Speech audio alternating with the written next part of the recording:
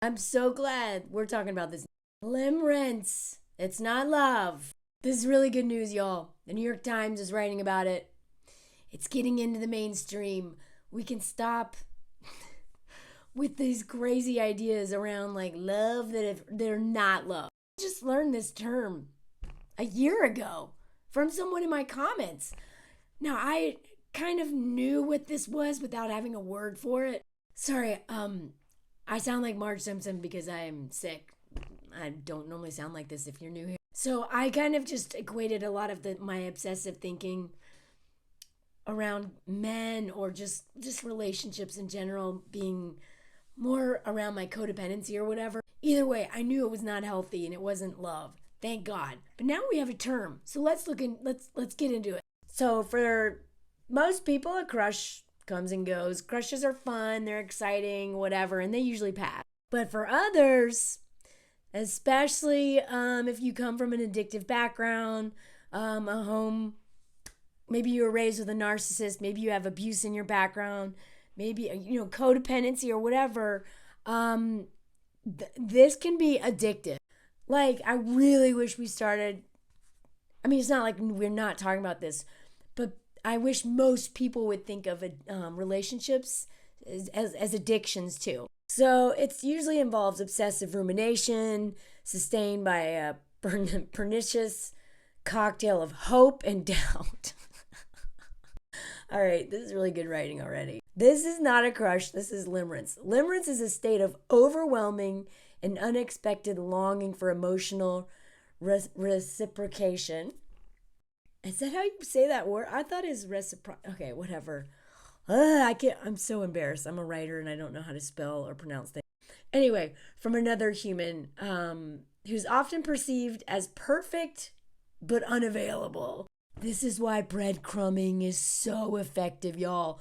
The breadcrumbing guy that I talk about, dude was pretty much a loser. He was such a loser and he wasn't even good. He didn't even eat this. He never ate this. It's one of the only people that didn't eat this in my tender bender years. He was a breadcrumber. Unavailable. Ooh, trigger all my daddy issues right there. I can just get this one guy to like me, then I will heal a wound from that. No, it's not how it works. So they talk about the experience of limerence is actually timeless, but the term is relatively new. Apparently, there's even a book on it back in 1979. And it says what differentiates limerence from a crush or love is the intensity, an emotional roller coaster that fluctuates from euphoria to despair. Oh, God. Any sign of rejection can make somebody hit a low, and any sign of interest can make somebody hit a high. It's an endless mind game. Does he love me? Does he love me not? Oh, God. Oh, that's so relatable. And this is one of the reasons why I go back and watch a lot of the movies that we grew up with. Maybe not even we. I'm Gen X, but I go back and watch movies that like millennials grew up with. Like I've watched movies from multiple generations, and it's the same. They're still describing like relationships in the most messed up way. It reminds me, I got to do a video on While You Were Sleeping. Hello, Limerence.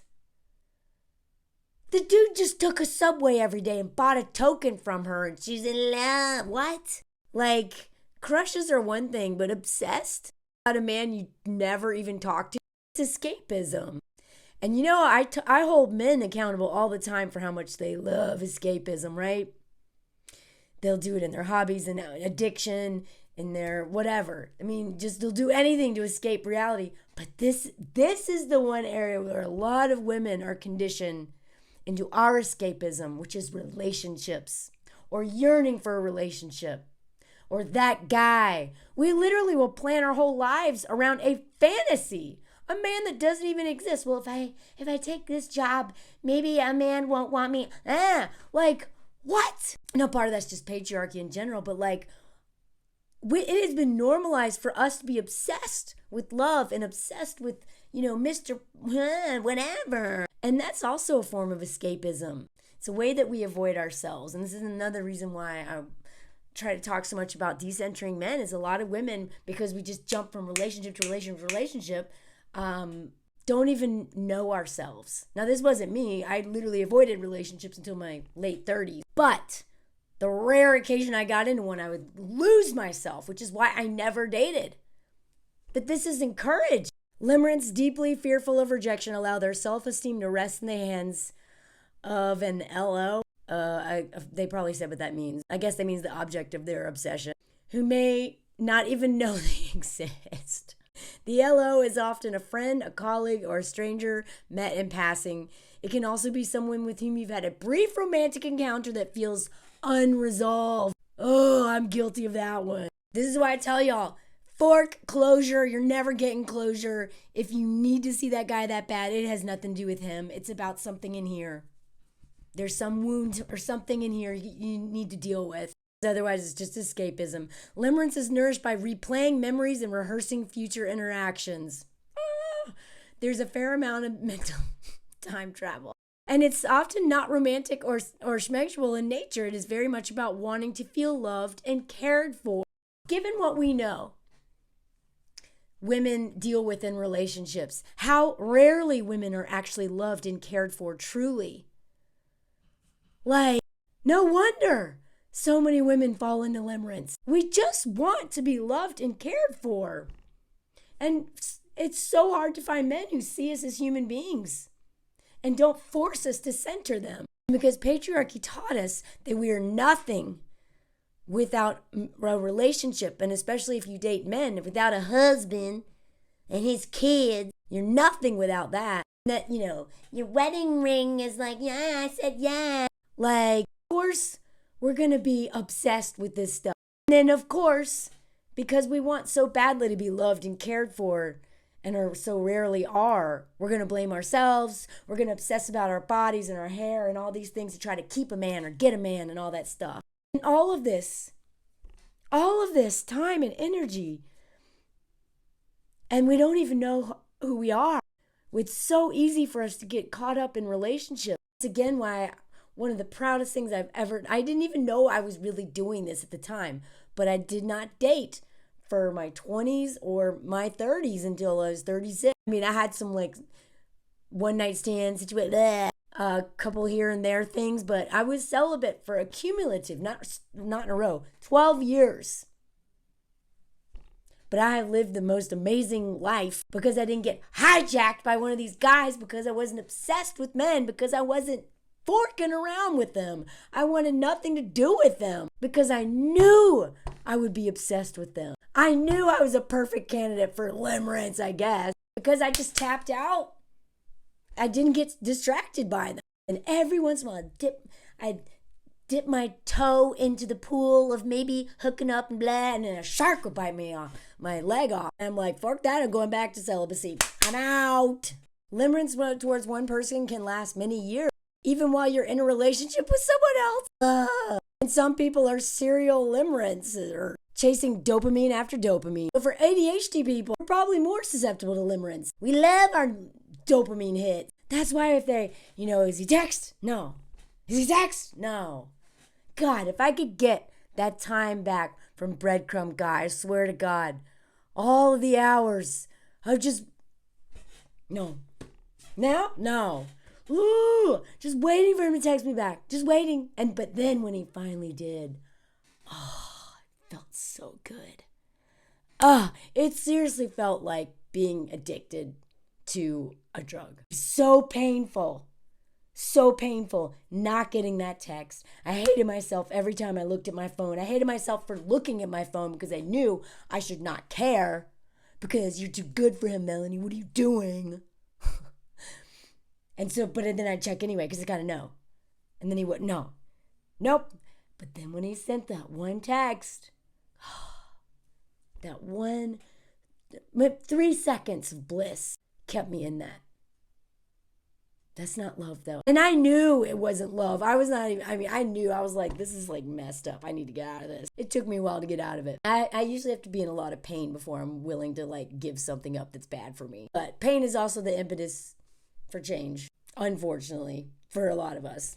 especially if you're a masochist like me. So now they talk about the brain's reward cycle, which is, again, this is why it's so similar to addiction. Limerence, this person, Dr. Judson Brewer, describes limerence as an addiction. When somebody's on a diet, all they obsess over is food. So you can think of this as a person diet. They get stuck in the fantasies that are future-oriented and regrets that are past-oriented. God. Okay, as somebody who, had, ED, I always think people are going to say, like, no, like, I was bulimic or whatever. When I wasn't, in like that, doing that, I have peace around food now, thank God. But, I was in that cycle of like being obsessed with food, dieting, and every time you're on a diet, that's all I thought about. Anytime I would cut something out of my diet, that's all I wanted. That's all I wanted, right? And it's the same with this. You start setting rules. Okay, I'm not going to text him. But we usually don't involve anybody else. And then if we do involve someone else, if we're not serious about quitting it, we end up lying to them. And we make them like a cop, which like is never healthy. One of the things I realized that is so frustrating about limerence, and when I had these out of control crushes, is that when here's an example. I thought this guy liked me. He was a friend of a friend. He always was very, I don't know. He just looked at me like he liked me, and this is before I'd ever dated anybody. So I really didn't know how to tell. But I remember I finally got the courage. I was like, hey, do you want to come to like my show? I'm performing. Because we didn't know each other well enough to go on a date. I don't know. It's like the dumbest thing. Don't ever go on a date with somebody who asks you to go to their show, especially men. But again, I had never dated. I literally didn't date anyone until I was 36, y'all. So I had no idea what I was doing. But I was like, oh, maybe he'll come and then we can go out after. I don't know how you do this. So I invited him to the show. He brought a date to come watch me perform. That is when I finally got over this. I was like, oh, okay. I guess he doesn't like me. But you know what pissed me off? And my friend Daisy's the one that put this in perspective. She was like, yeah, the thing about crushes, and I would say this went beyond a crush. This was like a limerence kind of thing, is all of the hours I had spent daydreaming about what we were going to do. I didn't even know this man. I knew nothing about him. I just knew that, he was a bike messenger guy, which is not always the best. Whatever. He had good friends. I don't know. I didn't know anything about him. But I was planning vacations with him. We were talking about that. I literally was obsessed with a fantasy. It was all in my imagination. But I was crushed when he brought that girl to my show. And this was back when I was living in New York, and this was at the Upright Citizens Brigade. And I was just like, because we had mutual friends. Like, he was friends with people in my improv group, and I was like, oh my God, I'm ever gonna be around him again. But the thing is this guy never thought of me. I broke my own heart. And I've been saying that for a long time. I broke my heart way more than men ever broke my heart. They didn't even know I existed. Because I was emotionally unavailable. And that's the key. I was emotionally unavailable. So I never actually had relationships with men. I just had limerence stuff where I just obsessed about these guys, but I didn't know them at all. And then they break my heart, even though they didn't even know me either. And so, again, this is escapism. And this is the form of escapism. Like, again, men do escapism all the time in some of the most unhealthy things.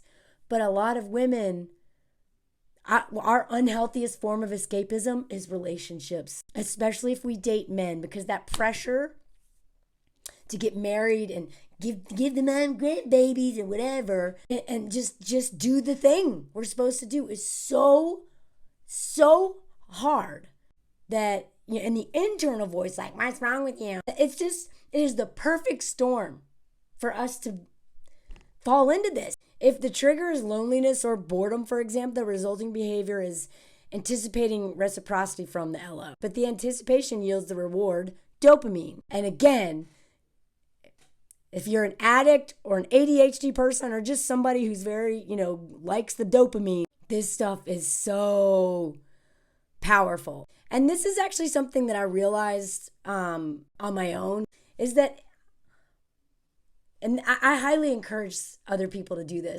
I started to learn how to pause before I send a text to any man, especially, if I had the inclination to text him, I would pause and be like, why am I doing this? A little Sherlock Holmes. Nancy Drew's on the case. Am I just bored? Am I just wanting a fix? Right? Because sending off that text is then going to put me in a state of anxiety. And that anxiety is going to create the dopamine. So if I get a return text, then woo, I'm feeling good. But even if I don't, that's what they're saying, is that it's the anxiety from once you send that text, now you are in a very vulnerable position. You're waiting to hear back from them, right? So I learned to pause, like, why am I sending this text? Do I actually need to connect with this person? Do I want to connect with this person? What is this about? And a lot of times it was based in boredom and really like this little adrenaline junkie wanting a fix, wanting a hit. I'm telling you, relationships are addictive. Even not relationships, this, limerence. Just getting a fix off of like the anxiety of hoping someone likes you. Dopamine is jet fuel. It's what gets us motivated to do something, even if doing something only means anticipating. The uncertainty or intermittent reinforcement of the occasional message from the LO keeps our brains hooked. Again, this is why getting involved with breadcrumby people is going to mess you up more than anything. It's gasoline poured on the fire. We begin to mistake anxiety for excitement and excitement for joy. Oh, this is so well written. I love this. Please go read this article yourself. And y'all know, I mean, as a former raft guide, climber, like solo traveler, whatever, excitement is my thing. I love it. Adrenaline junkie. Not so much anymore. I've calmed down. But a lot of that's because I healed a bunch of trauma, so I don't need to get that hit. But anyway, but that anxiety feels like excitement, right? And that excitement feels like joy. But y'all, this is miserable. And I tell you, I can't think of anything that messed with my mind other than a literal abusive relationship. Nothing messed with me more than that breadcrumb guy. I am telling you, I have never felt so crazy in my life than messing around with the breadcrumb guy, because that was the cycle I was stuck in and it drove me insane. Then they go into like online dating and how that's kind of messed with people because it's like really easy to ghost people now. And then ghosting makes you project a bunch of stuff. And it's just such a mind fork, y'all. This right here, while experiencing limerence often put the LO on a pedestal, social media further encourages the idealization. Individuals exchange Instagram profiles in a bar instantly. I don't do this, and have access to years of curated data they can use to build up the person in their minds. Okay. Let me know if you want a whole video on this. I never let men have my Instagram, not just because I was like a writer and I didn't want them listening to my podcast and reading my article. I don't want them to get to know me through social media. And, we do this so that make sure they're not like serial killers. But we also end up getting hooked on these men because of that. But one of the hardest things when I moved to France was that none of the men have, generalization here, but a lot of the men do not have like super active social media, right? My husband is on Facebook, but he never posts. He has an Instagram account. I didn't even know he had one. That's how I was like, oh my God, you're following me. I didn't know you had an account. Like he literally never posts anything, right? Like they have they're very private people here. This is a very like U.S. American problem, not just the U.S., but the sense of privacy is just very different there than a lot of other countries. And actually here it's illegal to post people online without their permission, by the way. So there's just already built-in protection in general. But it drove me crazy that I couldn't look up these men and look at their photos and just create a whole story. Because when I had access to that information, it was never good, y'all. It was never good. And it's also like not fair, because if one person posts more than the other, then it's not going to be an equal relationship. But I highly encourage you to not exchange social media with someone. I mean, it's a little different for women because we don't want to die. But just, it's so hard to not go looking and trying to find out all this information. But like, it's very time consuming. It's very time consuming. And a lot of times, especially if you have an addictive personality, or, really kind of bored and feeling lonely, you can end up going down a rabbit hole, and you know so much about this person. And it's not healthy. But I do understand why a lot of women are doing it for safety. I get it. You got to make sure he doesn't have a wife and kids. But, do a background check on him. But I don't know. Anyway. Okay, so just so in case you're feeling bad, most people experience limerence to some degree. But it's problematic when it's uncontrollable.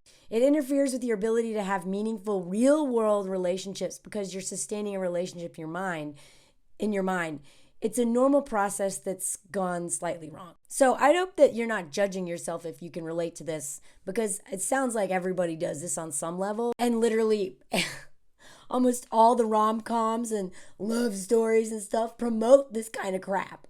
Like, oh, I'm in love with her. I love her. You don't even know her, bro. You're a stalker. Whatever. Anyway, they promote this on our end and on their end too. But what I realized is that whenever I was falling into that limerence trap, it was because I was avoiding myself. I was avoiding myself, right? And because patriarchy just keeps pushing women to center men, what I'm trying to help women do, or, people in general, but especially women who've been, or if you're, AFAB, or anyone conditioned as a woman under patriarchy, is to get out of that mindset of romantic love, because we are just taught that we're nothing without it. We're nothing. That our life won't have meaning. We can have a law degree. We can be the best aunt in the world. We can have amazing friends. We can be like a drummer and play basketball, and we can do all these things. But if we don't have a partner, well, what's the point? And I hate that. That's what I want us to move away from, because that's what we've all been taught, and it's so not healthy. And it's also basically just about capitalism. To avoid community so that you just stuck in a home with one person instead of community building. And then buy a bunch of stuff to keep that person around. Buy a bunch of stuff because you feel lonely. Blah, blah, blah. And I love that they included an interview of a man in there because, for 3 years I felt like I was living under a cloud. I had no motivation other than to hear from her. I was paralyzed with fear that if I reached out to her, I would say the wrong thing. And as she lessened contact with me, I became more desperate and unbalanced. Super relatable. I mean, I'd never done that for 3 years or whatever. But hinging how I'm doing on whether or not someone texts me, relatable. So how do you stop intense longing? Well, the first step is cultivate self-compassion and more purposeful life. Et voila. That's what I talk about on here. Create connections with others that don't require anything in return. Self-compassion, grounding activities, because a lot of this, especially if you're a survivor of, childhood SA, if you're a survivor from some really messed up stuff in your family system or whatever, this may be a nervous system thing happening, right? So I also highly encourage people to, because, therapy can't cure all this stuff. Like, a lot of times it's like really learning how to regulate my nervous system has been so helpful. Therapy is super helpful too, but not everyone can afford therapy. As some of my commenters have mentioned, there's a lot of really helpful stuff online. Some people, heard this woman with her clients, she has them try to de-idolize these people, because that's part of it. Is a lot of times that we're only focusing on the good stuff, right? I love this right here. To name it. Honestly, one of the best strategies for me, like here they're saying, hello, Limerence. Being able to laugh at myself when I catch myself doing this stuff has been really critical. I do not need another bully being like, God, there you are again, Melanie. Instead, it's like, I see you. Like literally laughing at myself. It's not my fault that I go to these places. It's not my fault that I do this. But it is my responsibility to stay on top of it and catch it and not act on it, right? And again, I don't really deal with this so much anymore, but I'm still codependent in nature. And I think a lot of us have weird relationships with people online. There's a lot of people I follow and I just love their content so much. And sometimes I'm like, oh my God, am I crushing on this person? I'm like, I don't even know this person. They could be trash in real life. But, the kind of the world we're in now, it's so easy to fall into this. But idolizing anyone, putting anyone on a pedestal is very unhealthy. It is not good. It's actually dehumanizing, in fact. And that's one reason why I get scared if anybody is like, oh my God, I love you so much. And I appreciate that. But I'm like, okay, but I'm going to mess up, okay? Please let me mess up every once in a while. I'm not perfect. Because I'm so afraid of people putting me on a pedestal as well. Because I know we all can do this. Also, one other thing is anyone who has OCD tendencies. I used to take medication for OCD. It was so bad. I'm not on it anymore because it's not a problem for me anymore. But, OCD, there's so many of us who this is so easy for us to fall into. And finally, if this is something, a recurring pattern in your life, you might need help with codependency. Some people are chronically codependent, myself being one of them. And it's much deeper than just crushes and fantasies. It was literally a whole new world. But if the root of the problem was me hinging whether I'm okay or not on other people. Always. And if you grew up in an alcoholic home or narcissist home or any of that stuff where you really kind of had to be obsessed with what someone else was doing all the time, people tend to fall into this. But it doesn't have to be that way forever. But it does take a lot of work to get out of it. But it's possible. So it ain't love, baby. It's limerence or trauma response or someone eating this too well or something else. But a lot of times it's not love. And I'm so glad we're talking about it.